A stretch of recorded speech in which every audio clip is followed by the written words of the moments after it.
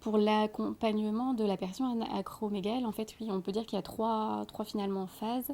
La première étant l'annonce de la maladie. C'est un temps important parce que, comme toute pathologie chronique, l'annonce est comme un moment fort.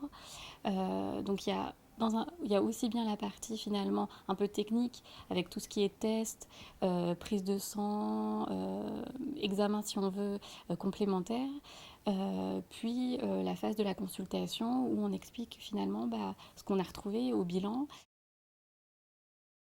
Souvent, on associe aussi le gros planning de ministres parce qu'il y a le suivi cardio, le suivi pneumo, le suivi dentaire, le suivi rhumato, associé à l'endocrino. Ça fait énormément de spécialistes qui tournent autour finalement du patient. Au niveau du traitement médicamenteux, qui sont les injections, ça reste quand même des injections, on va dire, mensuelles. Et il y a même parfois aussi d'autres injections qu'on rajoute qui sont des injections quotidiennes tous les jours. Donc là, en général, on apprend, le but étant, c'est éduquer finalement les patients à cette auto-injection.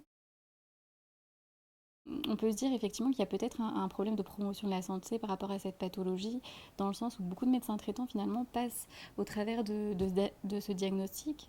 Souvent le problème en fait, c'est que les patients mettent souvent ça sur le compte du vieillissement.